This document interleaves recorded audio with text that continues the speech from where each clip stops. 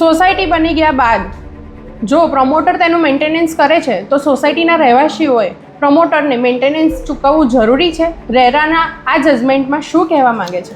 રેરાનું તો જજમેન્ટની આપણે વાત કરીએ પહેલાં એની હકીકત હું તમને જણાવી દઉં. જે રેરાનો જે ઓર્ડર આપેલો છે અને એ ઓર્ડર મેં તમને અહીંયા તમે ફ્રેમ ઉપર જોઈ લેજો ઓર્ડરનું નંબર અને કોની વચ્ચે આ જજમેન્ટ આવ્યું હતું.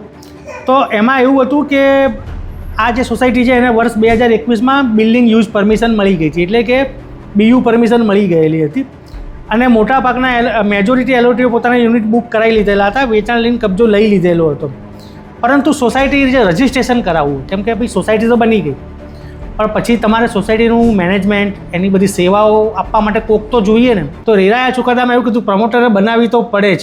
એટ ધ સેમ ટાઈમ જે એલોટીનું એસોસિએશન છે એ લોકોએ પણ પ્રમોટરને સહકાર આપવો પડે. તો હવે આમાં ડિસ્પ્યુટ એવો હતો કે બિલ્ડરે આ લોકોને કીધું હતું એલોટીઓને, પણ એલોટીઓએ એનો વહીવટ લીધેલો નહીં અને સોસાયટી રજિસ્ટર કરવામાં સહકાર આપ્યો નહોતો. એટલે પ્રમોટર દ્વારા જ તે એનું મેન્ટેનન્સ કરવામાં આવ્યું હતું. જાણ ધારો કે સ્વીપ જે હાઉસકીપિંગનો ખર્ચો હોય, સિક્યુરિટી વોચમેન હોય, ઇલેક્ટ્રિસિટી બિલ હોય, એવા બધા ખર્ચા કરેલા હતા. તે બધો ખર્ચો એમણે ભોગવેલો. એટલે પ્રમોટરે આ સોસાયટીવાળા કોઈ પણ રીતે હેન્ડ ઓવર લેવા તૈયાર નહોતા કે સોસાયટી બનાવવા માટે તૈયાર નહોતા.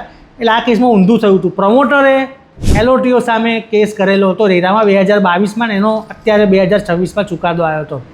તો એ બહુ લાંબો ચાલ્યો, કારણ કે પ્રમોટરે કર્યા એના 2 વર્ષ પછી એલોટીએ પણ પ્રમોટરની સામે કેસ કર્યો હતો કે ભાઈ તમે લોકોએ અમને પૂરતી સુવિધા પાડી નથી. એટલે રેરાએ આ હકીકતમાં જાણી કે ભાઈ પ્રમોટરે તો પોતાની જવાબદારી નિભાવેલી કે ભાઈ તમે ચલો તમને હું સોસાયટી રજિસ્ટર કરાવી દઉં, તમને વહીવટ સોંપી દઉં, પણ સોસાયટી વહીવટ લેવા તૈયાર નહોતી. એટલે પ્રમોટરે જે ખર્ચો કર્યો હતો એનો બધો હિસાબ રજૂ કર્યો રેરામાં. બધા એક વાઉચરો રજૂ કર્યા અને પ્રમોટરે તો વધારે પૈસા માગેલા, લગભગ 20 લાખથી ઉપરની કોઈ એમાઉન્ટ હતી આ ચુકાદામાં આપેલી છે. પણ પ્રમોટરને બધું હિસાબ કિતાબ થઈને 16 લાખ ને 6,000 રૂપિયા પ્રમોટરે સોસાયટી પાસેથી લેવાના થાય છે એવું રેરાએ ઠરાવ્યું.